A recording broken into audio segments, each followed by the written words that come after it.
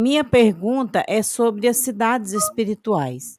Recentemente, estava lendo o livro do Luiz Hu, onde ele ilustra e resume cada cidade espiritual e as diferentes regiões existentes no universo.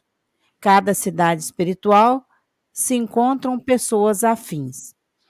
Minha dúvida é sobre a nossa origem, se viemos destes lugares ao encarnarmos, e como essa vivência anterior influencia na nossa escolha profissional aqui na Terra.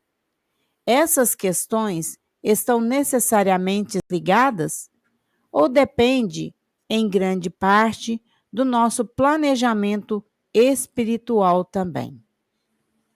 Com vocês, gente. Olha, na verdade, as coisas estão todas interligadas. As cidades espirituais, elas são diversas. Existem muitas pessoas que se referem muito ao nosso lar, como se todo mundo fosse desencarnar e fosse para nosso lar. Gente, nosso lar é uma cidade espiritual sediada sobre a cidade do Rio de Janeiro. Mas sobre Uberlândia tem uma, que é Uberbela, né? Tem Uberlândia, ela é Uberbela. Uber significa acima de top, né? Como é que chama? Top model são as modelos top. E a Uber model é acima de top, né? Então Tá é bom. Uberlândia, é uma terra Uber. Então é Uberbela, né? Aí você tem uma em cima de Uberaba, uma em cima de Uberlândia, tem uma em cima de Curitiba, Porto Velho provavelmente deve ter uma também. Então, as cidades têm.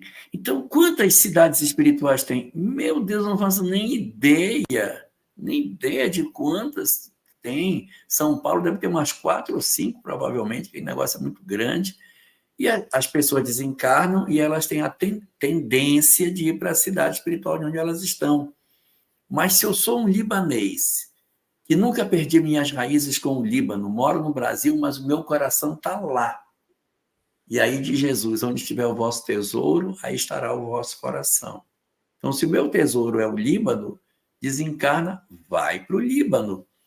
Nós vamos, então, para o local que mais nos atrai, para o local que, de certa maneira, tem mais identidade conosco. Aí você pergunta, será que a gente veio delas? É muito provável que sim, né? Porque se não viesse delas, viria de onde? Podíamos ter vindo do umbral. Tudo bem, pode. Não é uma situação para todos nós, né? Porque eu não sei de onde que o movimento espírita tirou essa gemessão danada de que todo mundo vai para um umbral, todo mundo é sofredor, que o mundo é, ai, de nós, coitadinhos. Tem uma obra de Dona Ivone, estava aqui em cima da mesa ainda agorinha, a obra chama A Luz do Consolador. Nesse livro, A Luz do Consolador, tem uma mensagem chamada Os Segredos do Túmulo, na página 142. E lá, nessa mensagem, é o seguinte: pessoas normais, não precisa ser coisas imaginárias, pessoas normais desencarnam razoavelmente bem. As regiões de sofrimento são para criminosos, pessoas cruéis, indiferentes, perversas e más. Não é para qualquer um. Nós temos muito a tendência de achar que todo mundo vai para o umbral. Essa não é a realidade que a gente encontra nas obras. E isso Dona Ivone fala baseado no livro A Crise da Morte, de Ernesto Bozano, em que ele analisa a crise da morte. Então, nós não podemos imaginar que vai estar todo mundo num local de gemessão danado antes de reencarnar. É provável, sim, que a gente viva essas regiões, muitos de nós, né, em região de sofrimento, mas isso está reservado para quem tropeçou mesmo na encarnação, fez muita bobagem, tá? Então, a desencarnação ela não é assim tão pavorosa como as pessoas veem.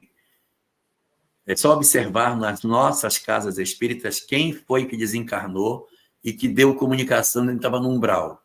Já viram algum trabalhador espírita que voltou e disse, gente, desencarnei, estou no umbral, estou num sofrimento miséria, não faz ideia.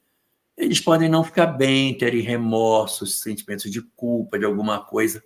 Achei o livro. Este é o livro, A Luz do Consolador, de Ivone Pereira. E este livro, na página 142, traz esta mensagem chamada Os Segredos do Túmulo. Esta aqui, ó. Os Segredos do Túmulo. Eu vou ler só um pequenino parágrafo dela. Diz assim: o despertar do indivíduo de caráter normal no além-túmulo é tranquilo e até feliz, e que, portanto, o abnegado, que é acima do normal, sendo superior ao normal, certamente ainda terá o seu despertar ainda melhor. Então, a gente não deve ter esse medão que a gente tem. Pode ter um medinho, mas não pode ter medão do mundo espiritual. Então, de onde nós viemos? Provavelmente uma colônia espiritual, sim, mas não é de nosso lar, nem dessas que estão nas obras espíritas, não é? Não é assim que a gente vai encontrar as coisas. A gente não pode pensar que eu vou ter que ir lá para Campo da Paz ou Alvorada Nova, que são colônias espirituais citadas por André Luiz. Alvorada Nova no livro Nosso Lar e Campo da Paz no livro Os Mensageiros. Não necessariamente essa, pode ser outras. E quando você pergunta se tem vinculação com o planejamento espiritual, sim, mas as colônias fazem o planejamento. Qualquer colônia, antes de reencarnar as suas pessoas, ela vai naturalmente indicar para nós um planejamento. Então, eu venho de colônias, sim, e a colônia tem um planejamento, uma coisa não está dissociada da outra. Ou vem de colônia, ou vem de planejamento. Não, quem faz planejamento são as colônias. E, muito razoavelmente, a gente está vindo de colônias espirituais. Então, aqui está tudo muito bem tranquilo para a gente entender a dinâmica do nosso retorno à vida corporal. Essas preocupações que a gente tem, elas são até razoáveis, mas elas se diluem na medida em que a gente se aproxima. A profissão também vem da colônia espiritual, vem do planejamento espiritual. O livro Os Mensageiros fala de várias pessoas na mesma colônia para profissões diferentes, médicos, professores, outros médiums, profissões diferentes sendo atendidas dentro dessas condições. Tá? Então, tem condições para todo tipo de espírito possível.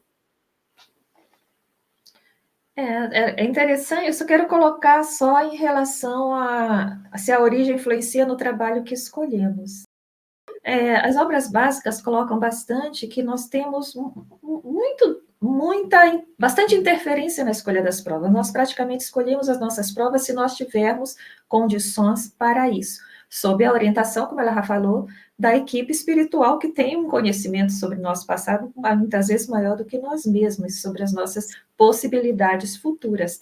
Mas existe uma coisa muito interessante que a gente vê quando falam dos meninos prodígios no Livro dos Espíritos, que ele coloca, essas crianças são hoje um prodígio e naturalmente têm um dom que espanta a sociedade, um dom para uma arte, para uma ciência, porque elas escolheram pelo seu livre-arbítrio durante existências no passado e no mundo espiritual desenvolver aquela habilidade. Então, é o livre-arbítrio do espírito.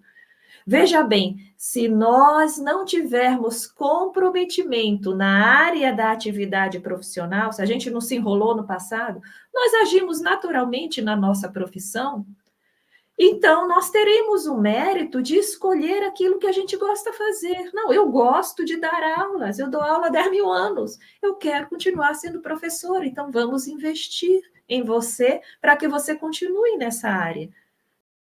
E muitas, até porque é importante quando se desenvolve uma profissão que a gente tenha uma tendência, um dom. A gente não traz? Não, eu tenho dom para matemática, eu tenho dom para escrever bem, eu tenho facilidade em tal coisa. E essas facilidades, a maneira com que a nossa mente está estruturada, de certa maneira, nos direciona para determinadas atividades. Porque são dons que nós desenvolvemos, então desenvolvemos porque gostamos. Então, independente da nossa origem, eu sou da origem aqui, da Ásia, do Oriente Médio, não. Em todos os lados, em todos esses clãs, nós vamos encontrar pessoas com dons em atividades diferentes.